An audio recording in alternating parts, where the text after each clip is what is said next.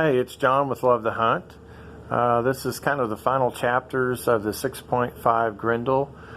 We went out and sighted the scope in at 55 yards. We used the Simmons laser rangefinder to do that, and ended up here on the target. We initially put it on with some steel case and a few Hornadies at 20 yards.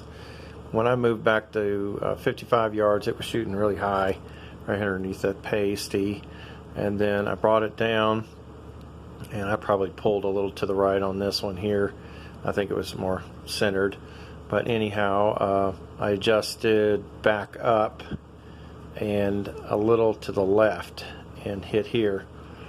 So then my final two rounds was down here. I'm pretty well aligned. I might go a click back right, but then I brought the scope up to where it would hit more centered at 55 yards.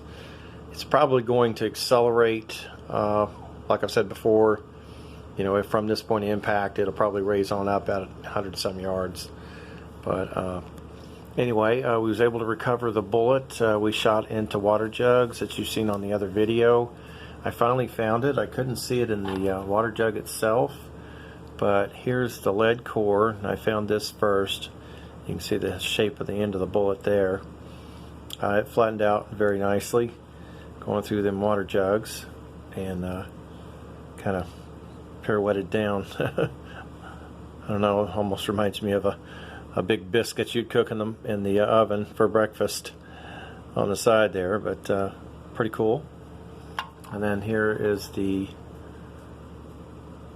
copper jacket. See down inside where the lead was set down in there. It opened up pretty good. See the end of the bullet. The diameter of that's a boat tail design on those Hornady SSTs. I never had tried to set it together. I don't know if I can do that, but it should set right down in there together. That's kind of the way it was setting. I think it was turned around the other way actually when it came through there. It was really cool to recover that bullet. We shot through all these jugs here. One of these two victims here was the first that I went through. Looks like the entrance went there. No telling, it just exploded those bottles of 2 liters, yeah. Dr. Pepper, when I just opened them wide open, I didn't touch the form of the bottle or anything.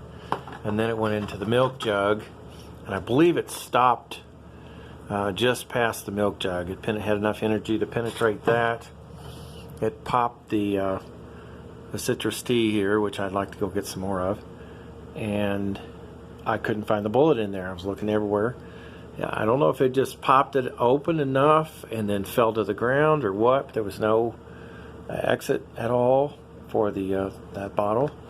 And I stumbled upon the little lead piece and then the copper. I said, oh my goodness, there it is, there it is. Couldn't believe we found it.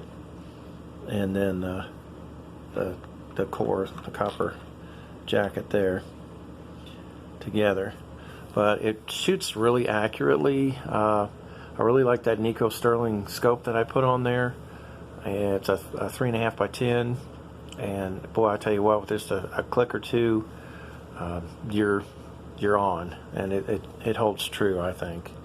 Just wanted to get back with you on that, guys, and you know, if I could hold real steady, I'd probably get a grouping there. The bullets are so expensive, I just don't do groups. I get it, you know, where I think it's going to be on, and I'm certain that we can hit a coyote with that. But if you do have a lower setup with for like a 223 or anything, and you put your upper 6.5 Grendel on there, I would recommend using a steel magazine.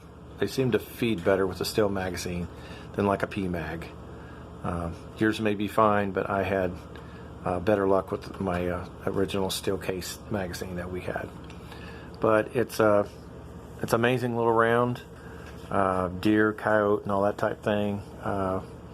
He had to do a number on them. That's for sure. That's for certain. It's like 2,500 feet per second, I believe, was on the box there. And one other thing I wanted to show you, this is a K-bar knife that I got. I don't know if I can show it with the light on here, but I had it engraved, and it's a K-bar knife, and it's a Dozier design.